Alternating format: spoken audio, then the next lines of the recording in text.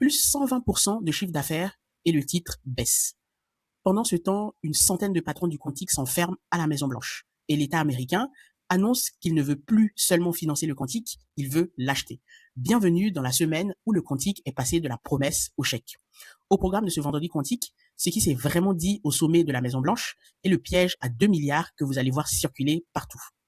Aussi, nous allons voir pourquoi SealSQ double son chiffre d'affaires sans convaincre le marché. Et une entrée en bourse européenne qui nous concerne directement. Vous allez vite comprendre pourquoi. Comme toujours sur cette chaîne, on regarde les chiffres et on ne donne pas de conseils en investissement. N'hésitez pas à faire vos propres recherches. C'est parti.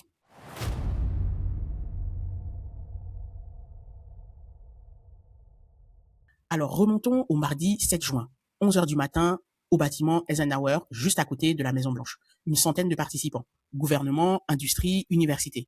Et porte fermée, pas de caméra. Alors, qu'est-ce qu'on sait? Ce sommet, c'est la suite directe des 2 décrets présidentiels signés le 22 juin. 2 textes distincts, j'insiste là-dessus parce que c'est important, on ne les mélange pas. Le premier pousse l'innovation quantique et le second organise la migration vers la cryptographie post-quantique. Et là, une date très importante à retenir, 2030. Avant, les systèmes fédéraux avaient jusqu'à 2035 pour migrer. Maintenant, c'est 2030, 5 ans de moins. Autre annonce, le département de l'énergie pilote un objectif national, un ordinateur quantique tolérant aux fautes, utile pour la science, en 2028. 2028, je ne sais pas si vous vous rendez compte, 2028, c'est dans 2 ans. Et attention, la compétition est ouverte en toutes les technologies. Pas de champion désigné. Ajouter un programme de la NSF à 1,5 milliard de dollars sur 10 ans, une nouvelle initiative quantique à la NSA et jusqu'à 200 millions côté défense pour les capteurs. Bon, ça fait beaucoup de chiffres, mais le vrai message du sommet, il n'est pas dans les montants. Regardons ça à la loupe. L'État américain a toujours été le premier acheteur des technologies trop précoces pour le marché. Le radar, le nucléaire, le GPS. Et pour le GPS, l'État américain a acheté des satellites des décennies avant que votre téléphone n'existe. Et le marché a suivi après. Et c'est exactement la posture qui a annoncé cette semaine. L'État ne subventionne plus, il passe des commandes. Maintenant, la partie que la hype ne montrera pas. Dans la salle, les industriels eux-mêmes ont listé ce qui coince. Les algorithmes sont en retard sur le hardware. Personne ne sait encore certifier qu'un résultat quantique est juste quand aucun ordinateur classique ne peut le vérifier. Et il n'existe pas de standard pour séparer une vraie démonstration d'une démonstration arrangée. Et un dernier message avant la suite, et celui-là, vous allez le voir partout, 2 milliards de dollars annoncés au sommet. Regardons ça un instant. Ces 2 milliards, c'est l'enveloppe du CHIPS Act annoncé fin mai. Le sommet le met en exécution. Il ne rajoute pas $1 de plus. On a 2 événements, 2 dates, on ne les fusionne pas, mais ce qu'on peut dire, c'est que l'État américain a décidé de faire du quantique une de ses priorités. Donc voilà pour Washington, l'État veut acheter, très bien. La question suivante, c'est qui va encaisser? Et justement, parlons d'une boîte qui vend déjà. SealSQ. Alors, transparence complète, comme toujours. Pour ceux qui me suivent depuis un moment, ils savent que je détiens des actions SealSQ sur mon compte titre. Et ce que je dis ici n'est pas un conseil en investissement, c'est de l'information. Alors, lundi soir, les résultats préliminaires du premier semestre de SealSQ sont tombés. Préliminaires et non audités. Donc, c'est important à le préciser parce que ça compte. Donc, 11 millions de dollars de chiffre d'affaires contre 5 millions un an plus tôt.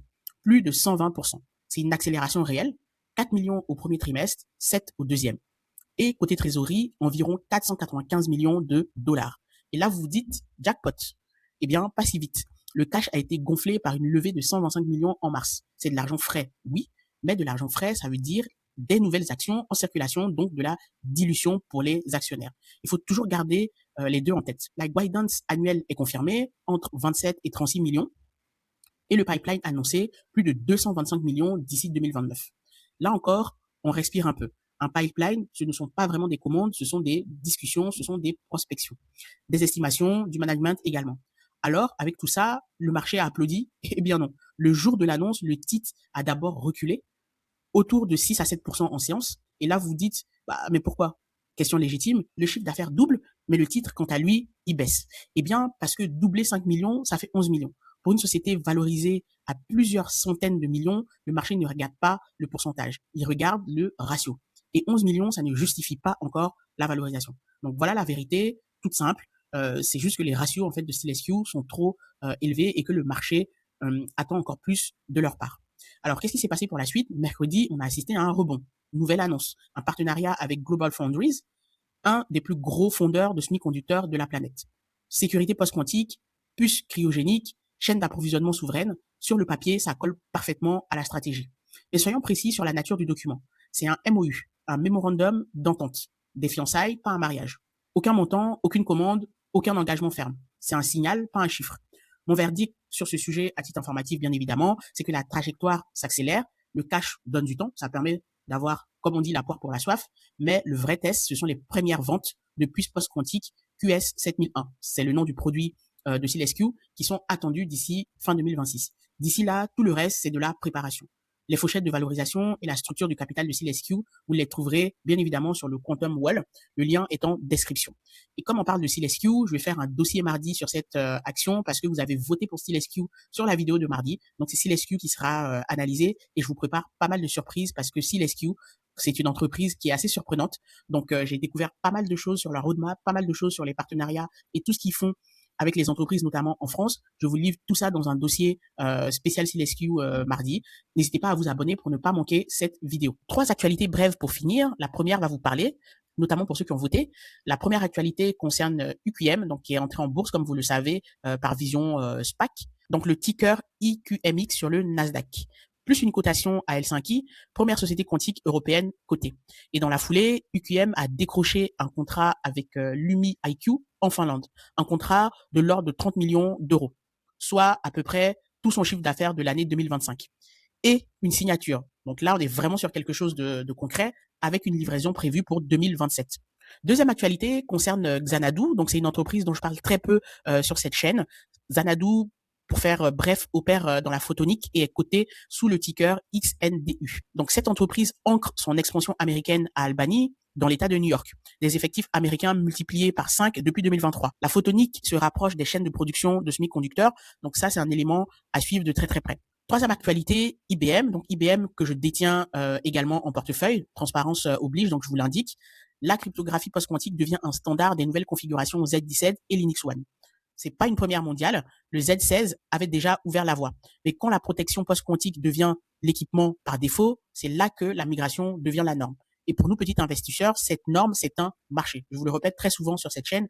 La cryptographie post-quantique, c'est l'un des secteurs les plus porteurs en fait de l'informatique quantique parce qu'on voit déjà des investissements massifs se profiler à l'horizon, comme on a pu le voir dans le début de cette vidéo avec l'État américain qui achète. Concernant IBM, donc je tiens à rappeler que le Z, c'est le mainframe, donc c'est-à-dire la machine, les machines qui font tourner plus de 70% des transactions financières mondiales. Donc ce n'est pas rien que ces machines-là aujourd'hui embarquent de la sécurité post-quantique. Alors pour conclure, le fil rouge de la semaine, vous l'avez vu, c'est que le quantique passe de la promesse au chèque. L'État américain se positionne en client. UQM, après son introduction en bourse, signe déjà un contrat qui est égal à 1 an de revenus. Et SealSQ nous rappelle qu'un pourcentage spectaculaire ne suffit pas. Ce qu'on surveille maintenant, les premières commandes fédérales concrètes et les revenus de QS 7001 fin 2026. Pour terminer, on va jeter un œil aux valeurs, même s'il n'y a pas grand-chose à dire depuis la semaine dernière. On est plutôt dans une phase où on se fait clairement laminer sur les marchés, donc c'est chute libre. Donc le pattern ici me fait penser très fortement à celui-là. On avait eu une forte hausse et on avait digéré fortement. Je vous l'avais indiqué la semaine dernière, pour moi cette box-là allait être revisitée et puis ça n'a pas loupé. Donc ici on est en plein dedans. On peut assister à une baisse plus profonde parce que tout ça est lié bien évidemment à la macroéconomie qui est pas terrible, avec les anticipations de hausse de taux, avec la guerre en Iran, on va dire, qui se calme pas. Donc on pourrait, et je le répète encore une fois, si on a on va dire une grosse baisse multimarché au niveau du Nasdaq, du S&P 500, etc., les valeurs du quantique vont être celles qui vont morfler le plus. Donc si vous entrez par exemple sur l'action ici, attendez-vous, en tout cas préparez-vous au scénario où elle peut revenir revisiter cette zone-là. C'est ce qu'on a vu ici.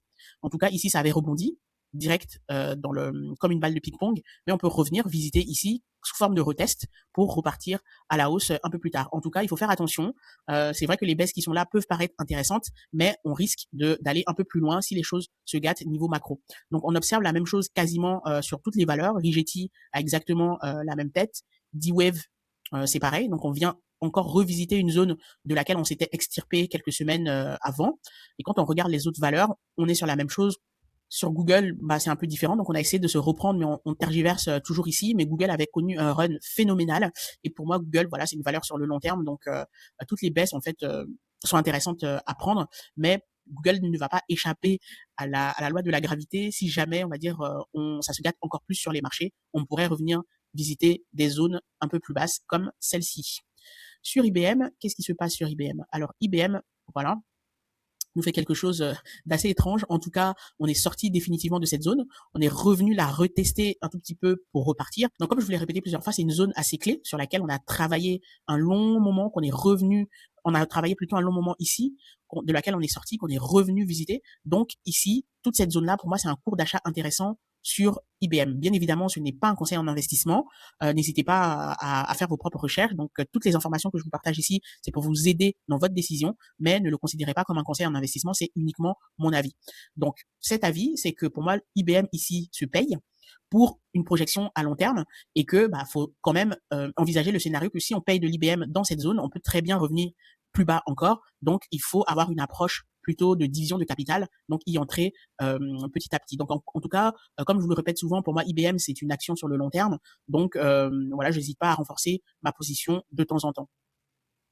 Et SealSQ, donc SealSQ, comme je le disais dans les annonces, hein, a pris un peu cher suite à ces résultats. Donc on va peut-être rentrer, là si on regarde au niveau du RSI, on va peut-être rentrer en zone de survente. Pour moi, c'est une action, et vous le verrez dans l'analyse que je vais en faire, qui est l'une des plus intéressantes en tout cas sur la cote aujourd'hui, de par leur positionnement sur la cryptographie post-quantique, les acquisitions en fait qu'ils réalisent, mais également leur rapprochement avec le monde des semi-conducteurs. Donc c'est une action intéressante. Donc aujourd'hui, à titre personnel, encore une fois, c'est pas un conseil en investissement. Moi, je vais rentrer sur SealSQ, on était à 2,18. Donc, si on vient revisiter cette zone, pour moi, ça sera un signal, en fait, d'en prendre un peu, même si, comme je le disais, si ça se gâte fortement, ce type d'action peut se retrouver encore plus bas. Mais il faut y aller, on va dire, petit à petit. Ensuite, quand on regarde les autres actions, on a quasiment les mêmes patterns qu'on a vu au début sur IonQ, donc grosse baisse. Toute la baisse en fait qu'on avait eu, toute la hausse pardon qu'on avait eu avec les annonces en fait du département du commerce ont été ravalées. Donc ça prouve que voilà, c'était vraiment une réaction assez euphorique. Aujourd'hui, le marché redescend sur terre et donc on voit ces actions-là qui sont en train de morfler. Je vais pas toutes les passer en revue parce que tout est quasiment pareil. Continuum, qui est le nouveau entré en bourse, lui aussi, il résiste plutôt bien pour une action, on va dire, qui est nouvelle sur la cote. Mais voilà, on risque de revenir à des prix beaucoup plus bas. Donc attention avant de rentrer sur ces actions. Alors, je vais voir si on a. J'ai rajouté Reaber dans le suivi, étant donné que vous aviez apprécié l'analyse que j'en ai faite. Donc, je mettrai le lien en description. Donc, je l'ai rajouté dans le suivi. On pourra aussi suivre Reaber, donc qui je le rappelle, est disponible sur le PEA. Donc, ici, Reaber, pour moi, mon cours d'achat, c'est plutôt en dessous 8 et 6 dollars. Donc j'attends Reaber là pour déclencher une position, mais c'est pas une action que j'ai en portefeuille pour l'instant parce que sur mon PEA, je me focalise plutôt sur le Nasdaq, ASML et Schneider Electric. Donc Reaber pourrait rejoindre en fait cette shortlist en cas de forte baisse qui serait plutôt une opportunité. Donc là-dessus, je suis plutôt en mode opportuniste. Alors, on va clôturer par IQM. Donc, il n'y a pas beaucoup de data. Hein. Donc, cette action vient à peine d'entrer en bourse. On va se mettre donc en journalier pour voir quelle tête ça a. Donc, grosse euphorie et pic à l'entrée en bourse. Et après, on se ressaisit. C'est souvent comme ça. Donc, cette entreprise, elle est rentrée en bourse via SPAC. Donc, très attention. Les SPAC, je vais vous montrer un exemple d'action qui est entrée en bourse via SPAC pour vous montrer comment ça se passe. Eh bien, c'est IonQ. Donc, les SPAC, voici comment ça se passe. Euphorie totale, le marché s'emballe comme jamais. Et ensuite, on redescend, on revient à la réalité, traverser du désert pendant plusieurs mois, voire années, avant de repartir si les fondamentaux y sont. IQM ne va pas échapper à la règle, donc très attention sur cette action. Si vous voulez rentrer, moi je vous préconise, c'est pas un conseil en tout cas, je vous préconise d'attendre que on vérifie que les fondamentaux sont bons, attendre que l'euphorie en fait du marché passe avant de se positionner sur ce titre. Sur ces belles paroles, je vous dis à bientôt. Si ce contenu vous a plu et vous a été utile, n'hésitez pas à vous abonner, à liker, à partager, à laisser des commentaires. Quant à moi, je vous retrouve mardi pour l'analyse de SealSQ, parce que c'est SealSQ qui a gagné le vote et je remettrai IQM aussi lors du prochain vote. Mais pour l'instant, c'est SealSQ qui sera analysé mardi. Je vous dis bon week-end et à bientôt.